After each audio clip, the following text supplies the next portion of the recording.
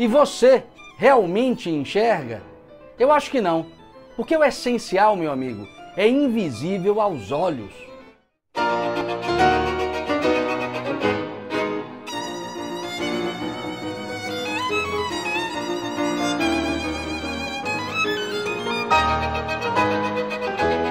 Então, abrindo a live de hoje com este tema, como eu disse, extremamente provocativo. O próprio título da live já é uma convocação a uma maior atenção à nossa própria vida.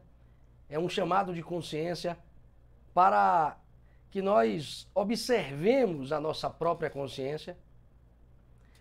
E eu começo com uma passagem muito provocativa do filósofo Ibn Tufayl, um filósofo sobre o qual eu falei numa dessas lives anteriores.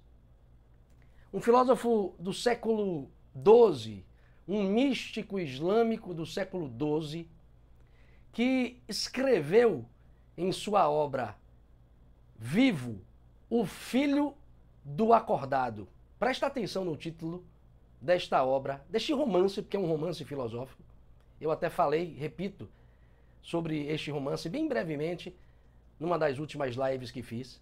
Nesta obra, intitulada Vivo, o Filho do Acordado, o Filho do Desperto, esse poeta e filósofo islâmico Ibn Tufayl escreveu o seguinte: o que há de mais penoso, o que há de mais miserável na condição de uma pessoa, tal que, se passarmos em revista tudo o que ela faz, desde o momento em que acorda até o momento em que adormece, não encontramos um só ato que não tenha por fim uma destas coisas medíocres: acumular riqueza, buscar um prazer, satisfazer uma paixão, descarregar uma raiva e adquirir posição social que lhe dê prestígio e segurança.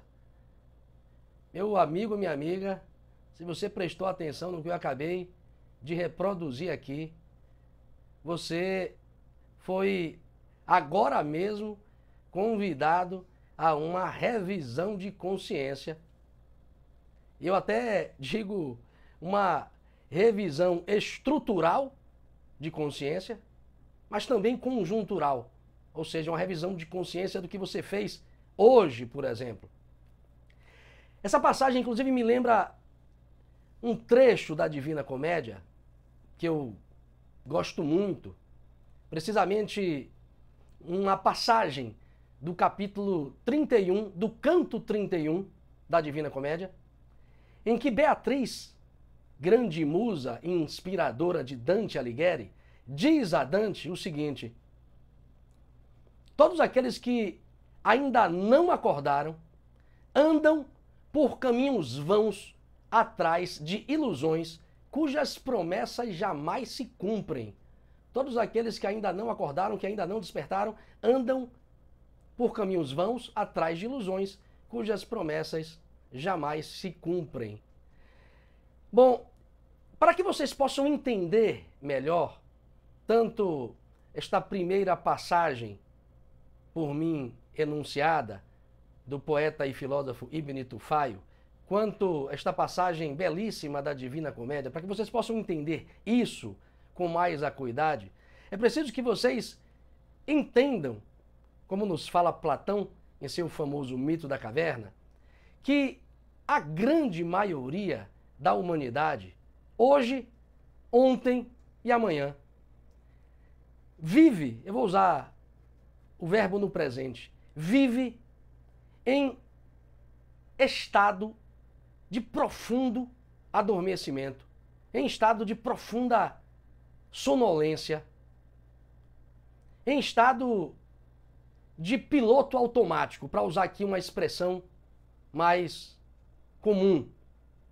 Eu quero dizer para vocês é que a gente só vai entender efetivamente o que o poeta e filósofo Ibn Tufayl e o Dante Alighieri querem dizer com estas passagens, é entendendo, é reconhecendo que a grande maioria de nós vive em estado de piloto automático, de sonolência profunda, vive sob o lema do deixe a vida me levar, vida leva eu. E esta é uma experiência que muito bem se expressa, é uma experiência que se expressa com muita claridade no cotidiano das pessoas que vivem o tempo todo apressadas, estressadas, ansiosas, por vezes deprimidas. No cotidiano das pessoas que pensam que a vida é um parque de diversões e que por isso vivem sempre fugindo da dor a todo custo. No cotidiano das pessoas que vivem o tempo todo a empurrar as coisas com a barriga, a empurrar a própria vida com a barriga. No cotidiano das pessoas que combatem a intolerância e o ódio. Isso é muito comum nos dias de hoje. Só que através de mais intolerância e mais ódio no cotidiano das pessoas que, buscando justiça no mundo, são o tempo todo injustas consigo próprias. No cotidiano das pessoas ressentidas que estão aqui e ali o tempo todo com o dedo em riste, apontado para fora, à procura de culpados para os seus próprios problemas e os problemas do mundo. Então, eu estou só aqui apresentando, poderia ficar a noite toda, porque são muitos os sintomas disso. Estou aqui apresentando para vocês que, em geral, esse adormecimento, essa sonolência profunda, esse estado de transe de consciência, em geral, se apresenta na vida de pessoas que vivem um cotidiano assim. Procuremos filosoficamente entender a causa disso. A causa deste tal adormecimento. Eu digo causa filosófica, porque eu falei de Platão. Se Platão, em seu mito da caverna, está falando disso, que eu acabei reproduzindo aqui com exemplos mais cotidianos, é porque esse negócio, meu amigo, é profundo. Esse negócio não é tão simples como aparenta ser. Ou seja, essa sonolência profunda, esse adormecimento, esse estado de transe estrutural da própria consciência, decorre, sobretudo, para sintetizar aqui em poucas palavras, do fascínio que temos pelo mundo exterior, pelo fascínio que temos pelas coisas exteriores à nossa consciência. Nós somos fascinados por tudo que é exterior a nós, o que acaba levando o nosso ego a nos aprisionar nos nossos instintos animais mais baixos. No caso, por exemplo, nos aprisionar no desejo frequente pelos prazeres da mesa e da cama, mas também nos aprisionar nos nossos instintos animais mais sofisticados, como o desejo por aprovação, o desejo por dominação, por poder, por autoridade, o desejo de ser melhor do que as outras pessoas. Enfim, esse fascínio pelo mundo exterior, e eu aqui estou falando em termos filosóficos profundos, esse fascínio que a consciência tem por aquilo que não é propriamente dela, acaba nos levando a esse tipo de experiência de aprisionamento dentro de uma caverna, que aqui podemos, já que eu coloquei, chamar simplesmente de ego, máscara, persona, ou simplesmente condicionamento animal. Ok, professor. Então, eu já entendi mais ou menos o que o senhor quer dizer. Mas renuncia à tua vida se queres viver, por quê? Ora, meu amigo, sabendo de tudo isso que eu acabei de explicar para vocês, justamente por ter consciência deste condicionamento, deste aprisionamento que é próprio do existir, que todas as tradições religiosas e filosóficas de todos os tempos falam que existem dois nascimentos para o homem. Falam sempre de dois nascimentos na vida humana. Querem que eu repita? Todas as tradições religiosas e filosóficas. E isso porque, observem comigo, para que nós tenhamos a nossa própria vida, para que nós encontremos o que há de mais vivo em nossa própria vida, ou para estarmos despertos em nossa própria vida, não basta que estejamos apenas em atividade celular. É preciso que nós tomemos consciência de que a vida é, no mínimo, uma escola. É preciso que nós reconheçamos que a vida é uma escola de contrastes, é uma escola que exige o tempo todo de nós mais consciência, mais autossuperação. E mais consciência e mais autossuperação significam renúncia da pequena vida, das conveniências pessoais, em proveito do que a filosofia chama de vida interior. Do que a filosofia chama de vida interior da consciência, que é propriamente uma vida, presta atenção nisso, uma vida pautada cotidianamente no combate dos próprios defeitos, das próprias sombras, das próprias deformidades morais, dos próprios desvios de caráter. Uma vida pautada principalmente no autorrespeito e na conquista da integridade da própria consciência.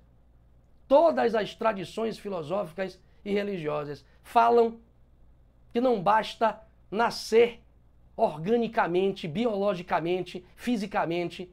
É preciso que a gente também nasça em vida, em consciência ou em espírito.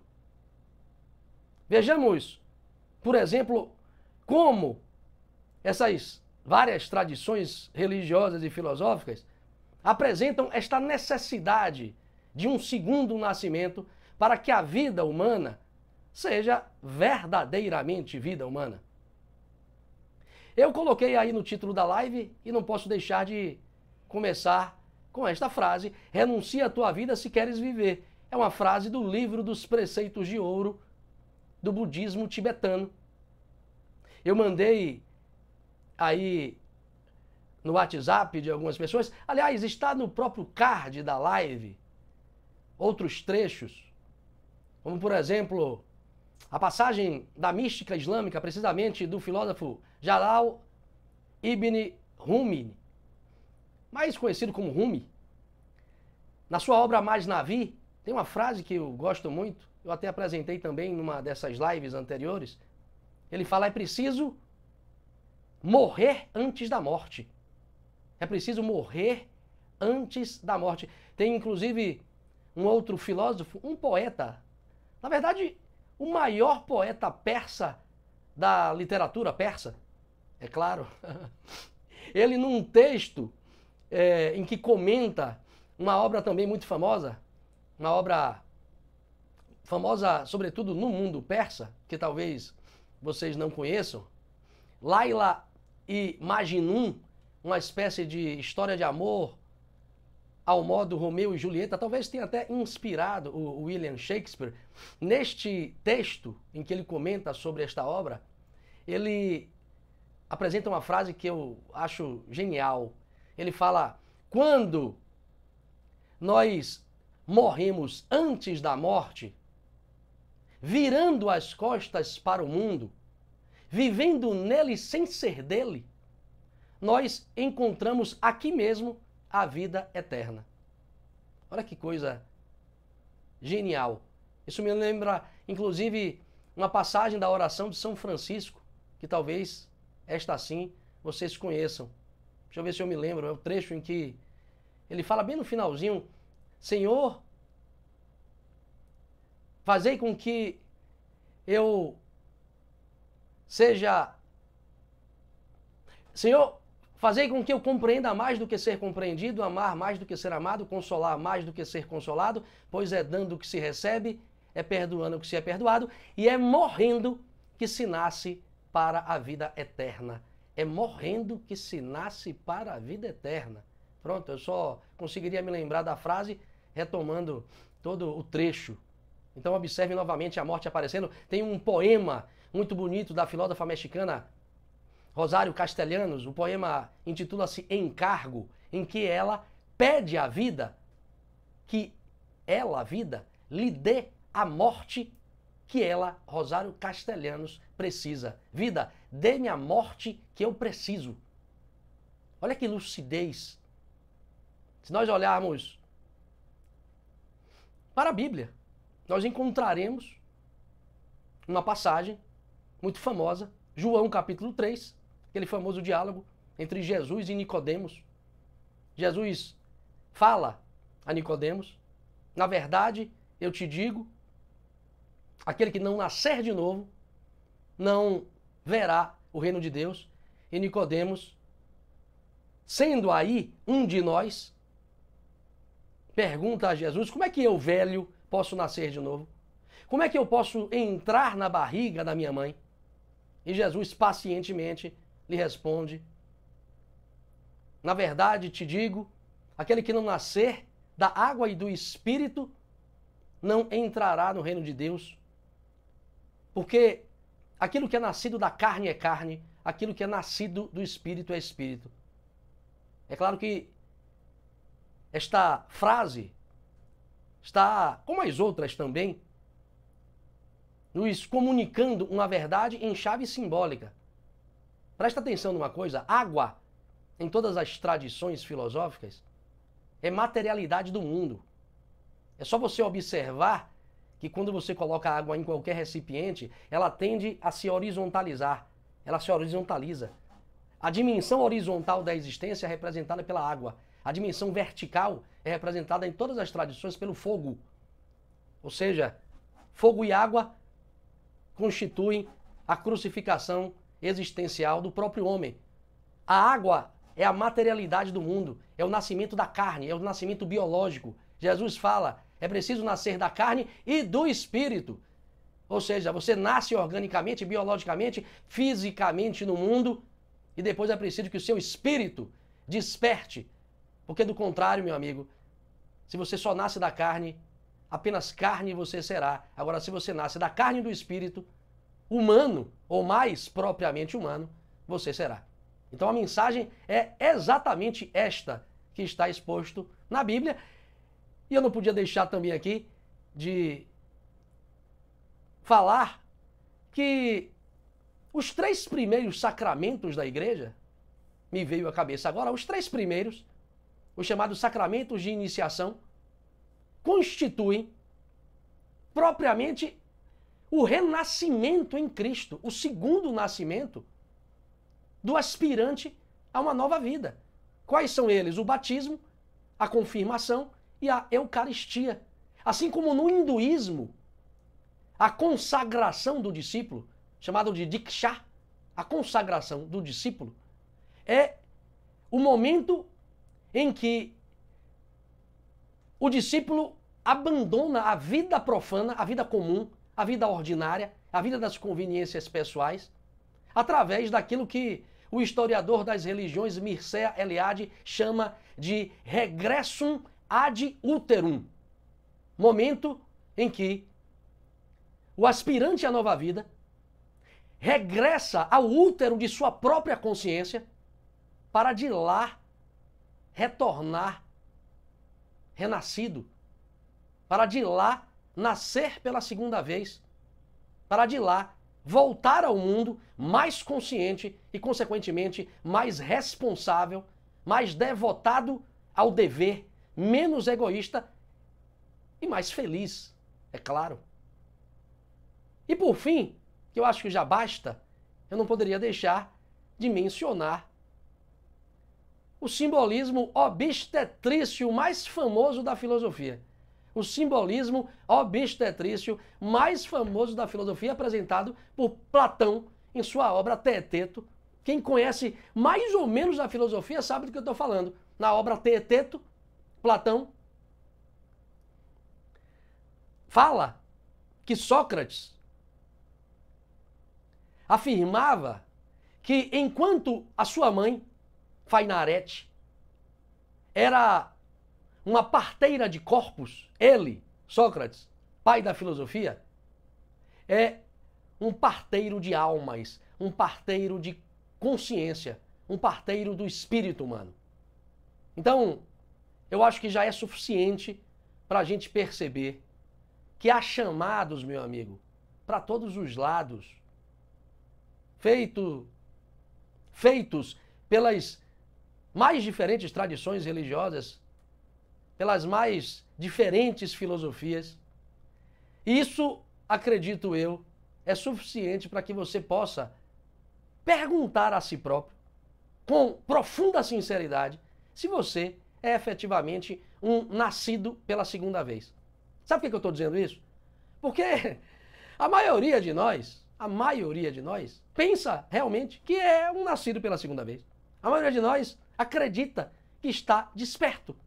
Acredita que acordou espiritualmente e que está até no controle de sua própria vida. Então, eu digo a vocês, a título de provocação, que não. Não. A maioria não está acordada, a maioria não está desperta. Porque há sinais, meu amigo, há sinais que dão pistas de se você está efetivamente desperto, acordado, se você efetivamente nasceu pela segunda vez ou está para nascer. Que sinais são estes, professor? Vou colocar alguns aqui para a gente finalizar a live. Primeiro deles, simples e objetivo. Se você tem consciência de que você anda meio sonolento na vida, se você tem consciência do próprio transe em que se encontra e, consequentemente, percebe que sua vida está precisando de uma virada, precisando de uma transformação alquímica, meu amigo, você está próximo ou já está nesse segundo nascimento. Porque prepare-se que vem aí o processo de transformação alquímica de que você tanto precisa. Porque isso só acontece quando a gente toma percepção, tem percepção desta ferida existencial, que é o próprio adormecimento, para usar aqui, inclusive, uma expressão psicológica, uma expressão junguiana, para ser mais preciso. E quando eu falo de transformação alquímica, eu me refiro a um processo de dor inevitável, nigredo, um estado de investigação sobre si próprio, que é a obra em branco, até chegar à terceira fase em que você já se vê aí com razoável controle de sua própria vida, chamada na psicologia de obra em vermelho, ou seja, você já tem aí um razoável autocontrole, um autodomínio. Eu vou dar outros sinais. Por exemplo, deixar que as coisas aconteçam sem a necessidade de controlar tudo. Deixar as coisas acontecerem sem tentar controlá-las. Se você vive essa experiência, você está um pouco próximo disso, desse acordar. Eu não estou falando aqui no sentido de deixa a vida me levar, vida leva eu. Não estou falando de uma atitude passiva ante a vida. Não, estou falando de um entendimento de que muitas coisas na sua vida não dependem de você e outras tantas dependem. Preocupe-se com o que depende de você e deixe fluir, deixe acontecer as coisas que não dependem de você. Esse ensinamento não é meu, é do filósofo Epíteto e está logo na primeira página de sua principal obra, A Arte de Viver. Eu posso dar um outro sinal interessante, que é o da apreciação, o da admiração das coisas simples do cotidiano. Se você se vê percebendo as coisas simples, admirando-as, coisas simples mesmo do dia a dia, se você se vê feliz em pequenos acontecimentos de sua vida, percebe-se vivendo isso, meu amigo, é um sinal de que você está um pouco desperto, ou seja, você não está abduzido pela necessidade de lembranças de seus dramas passados e de suas expectativas futuras. Eu vou dar uma outra pista aqui. Perda de desejo por conflito. Repare que hoje é uma obsessão, um vício das pessoas. As pessoas querem conflito, sobretudo com outras pessoas. Se você se vê sem muito desejo de conflito com outras pessoas, isso é um sintoma de que você está um pouco desperto. Perda de interesse por tomar as coisas como pessoais. Repare que a gente tende a isso o tempo todo, a gente acha que tudo é pessoal, a pessoa age assim, age assado, e a gente acha que, pô, é porque ele pensa assim e assado de mim. Pelo amor de Deus. Pelo amor de Deus. As pessoas não estão interessadas em você, velho. Você não é o centro do mundo, já disse isso em outra live. Exercite a atitude de autodesimportantização. Você não é importante não, meu amigo. Você é mais um no mundo que está aí com a enorme tarefa de se autoconstruir, construir o seu próprio caráter. Você é devedor de si próprio. Então, não acho que as pessoas estão preocupadas com você. Elas estão, talvez, em um mau dia. Como nós estamos em nossos maus dias. Se você está observando que, né, cada patada que você leva, né, cada agressão que lhe atravessa no dia a dia, você toma, pô, isso não é pessoal, o cara tá lá com os problemas dele. Deixa passar.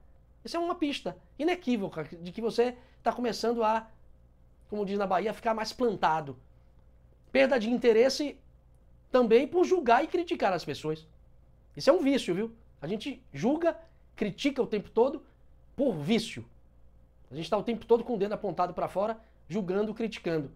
Agora, quando for necessário julgar, porque a gente precisa julgar também, isso é inevitável, que você pelo menos aprenda que a gente precisa julgar as ações das pessoas e não as pessoas.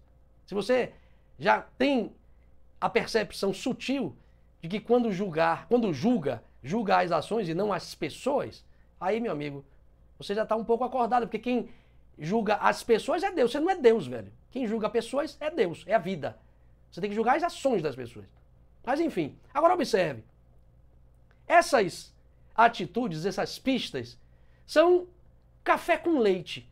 Porque as que de fato denotam com clareza que você está acordado, aí eu vou colocar algumas aqui. Porque essas daí, como eu disse, são café com leite. As que provam efetivamente se você está desperto por exemplo, você encara os seus próprios medos e suas inseguranças de um modo a levá-las a um lugar na sua consciência de injustificação. Vou explicar melhor. Engatei a marcha errada. Você é capaz de encarar os seus medos, as suas inseguranças, aquilo que te enfraquece. Você é capaz de encarar isso. Até perceber que estas coisas são injustificadas. Pelo menos muitas delas são injustificadas e outras tantas resultam de hábitos mentais que você arrastou durante a vida. Você está me dizendo que certos medos que eu tenho, certas inseguranças quanto à própria vida, resultam de ilusões que eu construí e de hábitos? Exatamente, meu amigo. É só você prestar atenção. É porque a gente não encara, porque dói. Ou a gente não tem meios filosóficos para isso. Insegurança, medo da vida, medo do futuro. Essas coisas estão em todos nós. Precisam ser encaradas por nós. Olhadas, investigadas. Até lá no fundo do que elas são. Para que elas possam ser desmascaradas ante a nossa própria consciência. Porque não existe nenhum medo, nem nenhuma insegurança justificável ante a consciência. Porra, sabe por quê? Porque a consciência é um absoluto, ela já tem a si própria. A vida é apenas um teatro.